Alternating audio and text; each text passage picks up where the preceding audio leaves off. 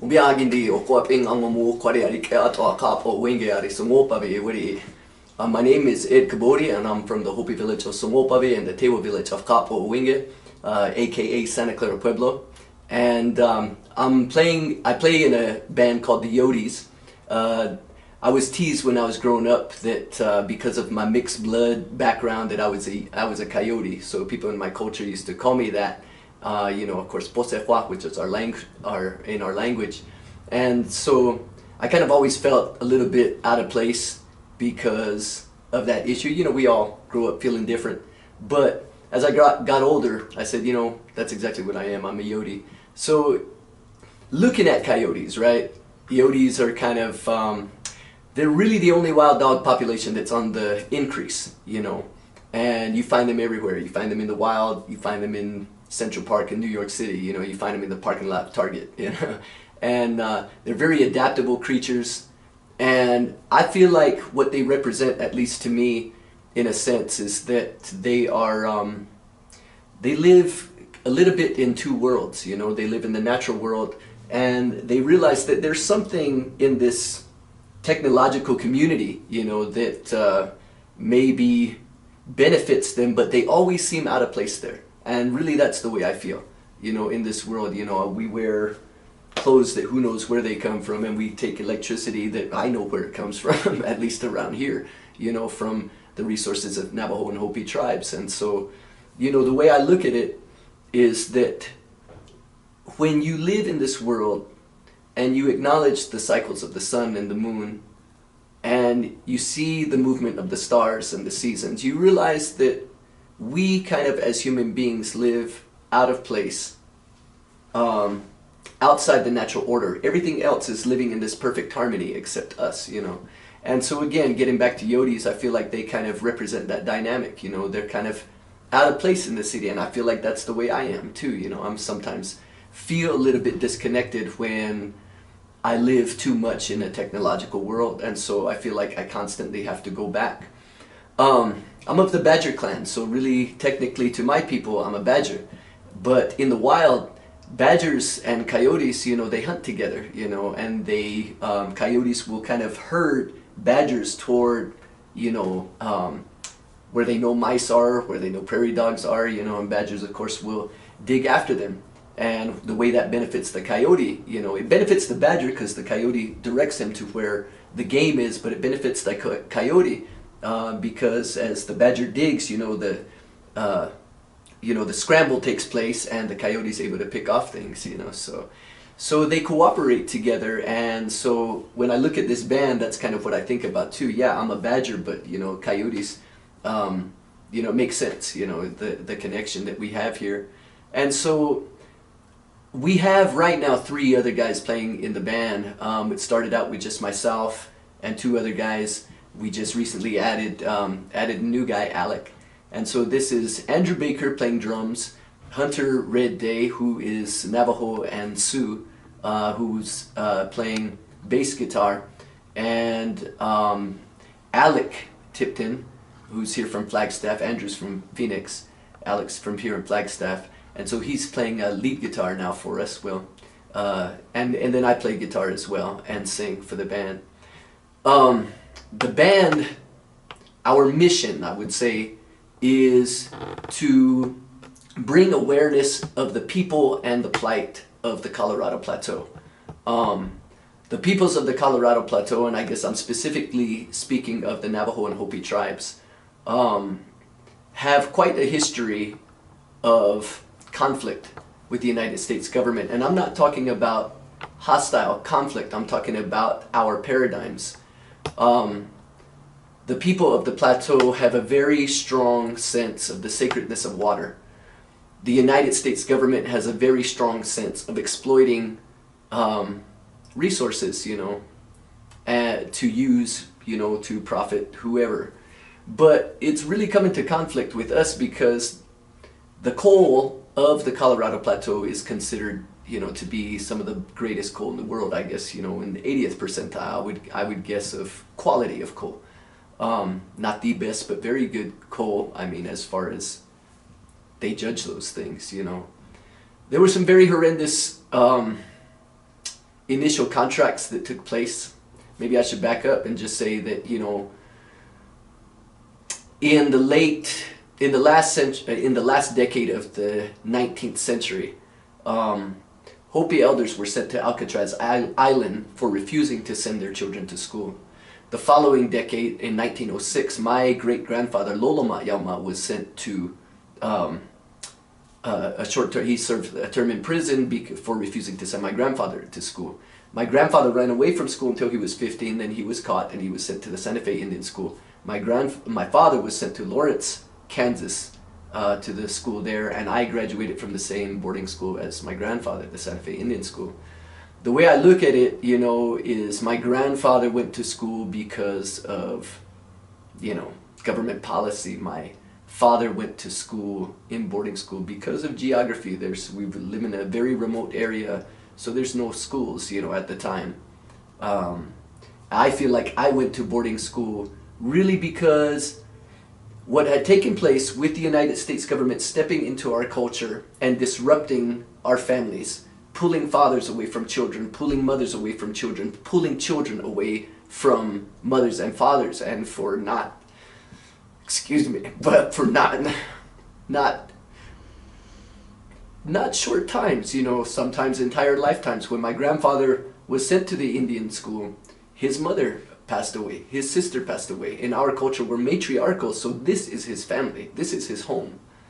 And I feel like, you know, what we've experienced in the last 100 years has really put our entire culture into a little bit of a tizzy. Now, we're a strong people, and, you know, because of who we are, I feel like we're more, and when I say we, I guess I'm referring to the tribes of the Southwest, because I feel like tribes of the Southwest, you know, Pueblos in particular, Navajos as well, you know, they still have their language, they still have their ceremonies, they still have these things that, you know, often you've seen, you know, the horror stories of tribes that have really had the rug pulled out from under them, and I guess we have too.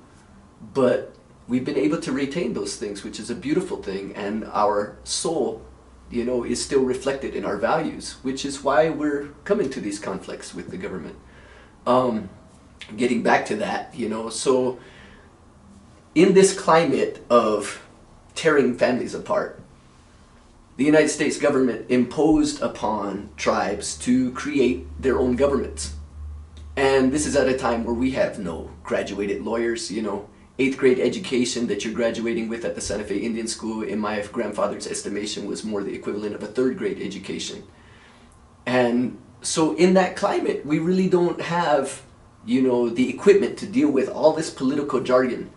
And so as a result, some really horrendous initial contracts were made to take the resources of the Navajo and Hopi tribes, specifically coal. And one of the ways that they exported this coal to the generating stations in Page, Arizona, and the other one in Nevada, was by a sludge slurry. So this is the only sludge slurry in the hemisphere. So they're pulling up this coal and then they're sending this coal via sludge slurry. So they're sucking up a pristine underground aquifer that charges our springs. Again, understand that this is a group of people that we live without. We realize that water as a resource, it's not a resource, it's life. Pato akatse is what they say in Hopi, you know, I mean, water is life. So you have these contracts that were made that was just strip mining the coal, sucking up this aquifer. Our springs are being depleted. In the midst of this, the lawyer who's negotiating these contracts was on the payroll for Peabody Coal. This did not come out until his death. But he was working for both. Really, he was working for the coal company, and he was, you know, in the public view, working for the tribes. And so these contracts were really horrendous, you know. So our mission, again, as a band, is to bring awareness of these type of things, to bring awareness that people of the Navajo and Hopi tribes, people who don't have running water or electricity, are required to furnish that for everybody else in the Southwest, the Las Vegas Strip, the Imperial Valley of California, and the communities of Southern Arizona. Something's very backward about these things, you know. And so, as a band, the Yoties, that's what we're doing. We're howling, you know. We're howling for change. Proactive solutions. So, you know, in my view, we're in a place in our history, I guess, as human beings of very grieved consciences. It seems that we legislate everything, you know, and we really don't pay attention to the sun, to the moon, to the stars, to the rivers, you know, and we exploit them and we poison them and we have no respect for them. And I feel like we're at a place where we've been able to harness the golden egg that comes from the goose, right? We've taken all those golden eggs and now we're trying to get into the womb of the goose by ripping open the goose and sticking in there and grabbing those eggs, you know. And really what we're doing is we're destroying everything. And, you know, I feel like this is our condition. And again, I feel like our consciences are grieved. As Yoties, you know, we howl. And I don't feel that the solutions to our problem come from a political candidate, from a political system, for anything like that, you know. I feel that the answer to our problems is reconnecting with who we are as spiritual people, spiritual individuals, you know, and, you know, becoming aware of the cycles. Again, the cycles of the moon, the cycles of the sun. We're part of a collective universe, you know, and the Creator made us, you know, as part of that collective universe, you know, to be a part of it, you know, to be in awe of it, you know. We're a worshipful people, you know, we're a spiritual people. And I feel like that's something that does come out in the Yoties music, you know. We speak of these things, and I think that it kind of puts us in camps, right? The Yoties the band has only been together for a couple of years, but the values that we've been building into our lives personally, that's been a lifetime, you know. As a result, we play some places and we don't play some places because we're Yoties, you know. Yoties are chased out of a lot of places, and we have been, you know. We've been invited into casinos and we've been kicked out of casinos, you know. For what? For being too political, you know. Again, I don't consider myself political. I feel like that's not the answer. The answer is the spiritual. But, you know, sometimes when you make those kind of comments, you know, people feel like that's what's taking place, you know. Again, I feel like that is probably our greatest cry. That is really the cry and the heartbeat of the Yoties, is that, you know, that's not our solution. We look at the plateau. The plateau is almost the Colorado Plateau. And by the Colorado Plateau, I guess I should explain what I mean. I mean, I'm talking about, you know, a plateau, you know, a literal geographical plateau that encompasses, you know, northern Arizona, southern Utah, you know, some of northwest New Mexico. And, you know, we're talking about a place that, to me, it's God's country. It is so beautiful, you know. And everything is here, you know, the sacredness, the voices, you know, and our history, you know, it's all here. And I feel like the way that the resources have been exploited, the uranium, the water, the oil, the coal, it's heart-wrenching when you look at the story. People in the big cities are receiving clean energy, while people on the reservations are experiencing the pollution and the depletions of springs and uranium sickness, you know. And I would say that, as far as I know, you know, the only place that you're going to find an open pit uranium mine that hasn't been dealt with is on a reservation. I don't think the general public would stand for it anywhere else, but it's all over. it's so all over our reservations, and particularly the Navajo people, but it affects us all. And if you look at what's happening on the plateau, I think it's just a case study for what's going to be happening all over the world very soon. We're already experiencing these problems of water worldwide. Well, I feel like that it's just time that we wake up, and that we rethink some of our values, and that we spend some time in quietness underneath the stars and think about what we're doing. That's all I got. Thank you, Eddie. Can I ask you a couple questions? Sure. The first thing is kind of a statement attached to a question. Okay. I don't think it's accidental at all that the government makes sure there's open uranium mines on the reservations, because I think they recognize that your soul and policy is to take very good care of the planet. So I actually believe that you're still, to this day, under attack by this government. Mm-hmm. Do you agree with that? The way I look at things is that I'm not at war with any institution, any individual, but I am at war with paradigms and philosophies,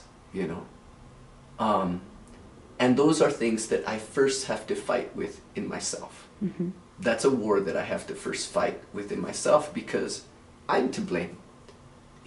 Anybody who flicks a switch, turns on a faucet, is to blame, Mm-hmm. We're all responsible. We're all a part of this problem. I think that it's very difficult. I heard it once said that democracy is the worst form of government, except for all the ones that preceded it, And I feel that we as human beings, our history and our mythologies all tell us that we as human beings have a great talent for screwing things up, And it's really when we leave out the spiritual side of us, or maybe we become imbalanced about it, So I don't think of it in those terms of at war with the government. I do think of it as, an issue that we have as human beings, that the philosophies of capitalism. Yeah, okay. the philosophy of the American dream, so to Definitely speak. agreed. But I wasn't even stating the question as you at war with them. I Right, feel right, that right. they are Totally. I'm currently at war with you. Yeah. Like wanting to make sure that this Well, wisdom you're sharing gets suppressed, repressed, pushed back, stifled, starved. Yeah, do I feel like I get resistance from people? You mentioned about the casinos being kicked out. Absolutely, Yeah. absolutely. I mean, do I feel that when people give a conscious message that there is kickback? Yes. I feel like it's important when you present an issue, mm-hmm. that you present it holistically. There's emotions involved. There's spiritual elements to it. There are, how do you say, physical elements to it, Last year, I organized a show called Rumba on the Mountain, or I disorganized the show, It was just a mess, but, somehow with God's blessing, it came together. But this was, and it's a 6-hour concert that we aired on Hopi Radio, and we're editing. Actually, it was an 8-hour concert. It was, I think, 8 bands and 14 organizations representing conscious use of water, specifically on the plateau. And so we had people giving spiritual voices, conscious voices. We had people from organizations, speaking of, speaking of the scientific aspects of our problem, It was great. We had representatives, for instance, from the Springs Institute, Black Mesa Trust, even the city of Flagstaff here, all talking about how this issue of water, affects our lives and how we need to rethink these things. So I guess coming full circle, I feel like we all listen a little bit differently, but we need all those voices together. I don't know how you affect a government with those things, especially when a government, in my opinion, is just rolling out of control like a snowball, you know, because it has no spiritual value. Our leaders in our culture are spiritual leaders, you know. Separation of church and state makes no sense to us, you know. It makes no sense to me. I don't see how I can put confidence in a person that says they have no concept of spirituality or God, you know. That bothers me, you know, that our government, or at least our country, by and large, seems to think that there's something wrong with that, you know, that there's something that should be repressed about spirituality. You know, I think that's a problem. I think that's our main problem. So, yeah, again, to try to answer the question, you know. Okay, Yeah. so I have another question because that led to the next one. Okay. And I'm sharing personal perspective. Okay. The only area where I see a logic between separation of church and state, the only area, is that church has become so twisted and political itself where it's no longer about spirituality, it's about power, that when we let the only church they claim to be the only one right. take over, then we're all slaves to that. And that's a great point. And to me, that's exactly what America was founded, that very principle, because the people of Europe were experiencing that from the Catholic Church and the Inquisition, or from the Episcopalian Church in England, you know, persecuting anybody that's not Episcopal, or in Germany, the Lutherans persecuting anybody who's not Lutheran, or in Scotland, the Presbyterians persecuting anybody who's not Presbyterian. I mean, it was so crazy over there. So in America, it's a brilliant idea, separation of church and state, to not have a state government. But in my opinion, I've read quotes from the founding fathers, and I see "In God We Trust" on our money, and I think that was not what they were trying to do. They talked about God a lot. They talked about spiritual things a lot, you know. Granted, you know, their value system was maybe different than ours, but I feel that they were very dedicated spiritual people. And I think the separation of church and state, Congress shall make no law respecting an establishment of religion. That means that the Catholics can't run the show, and the Lutherans can't run the show, and the Episcopalians can't run the show, and the Hopis can't run the show. You know, from a spiritual perspective, that doesn't mean that we welcome these insights. That doesn't mean that we pull these things. You know, we are who we are. And again, I feel like that's the misunderstanding that we're fighting against right now. Or to me, in a sense, you know, it's, again, I feel that it's the spiritual. It's the spiritual that has the answer for us, you know. And really, it's, when I say the spiritual, when we practice a form of spirituality in our lives, we live with a lot more peace in our lives. We don't waste as much. We think we have, you know, if we just take time to think, our decisions are much better, you know. Anyway. Yeah. Well, Eddie, I'm going to let you stop here. I would love to have you for a lot longer. Thank you. Yeah. Your soul is very beautiful. It's encouraging. And I will say what I heard as the message you're giving as a solution is basically one love. That's what I'm hearing. I'm hearing love and spirituality. That's what I'm hearing. Yeah. If you could get supported, and this will be the last question just so that I have it out there. If you could get supported by non-native community, what would you ask? Wow. I think, you know, again, the message is the most important thing to us, you know. That really is the most important thing. There's what you're doing right now. The video, I think, is really important. We're Yoties, so that means we're scraggly and we're skinny. You know what I mean? So there's always the food issue, you know. But in all honesty, I think, to me, that is the most important thing is the message, and that's what we're trying to carry. What you're doing right here, people just taking interest, sharing it. I feel like, yeah, or just practicing their own spirituality. You know what I mean? That's where I got the one love. They can pray for us. If yeah. people are centered in their spirituality Totally. and they find love within themselves, they don't inflict pain. Totally. So I'm going to let you call it a evening. Would you like to say a traditional Hopi or Tewa goodbye? Right. I'll just say Sangiri Ho, go with blessings. Yeah. Oh, blessings to you too. Thank you, Eddie. Thank you.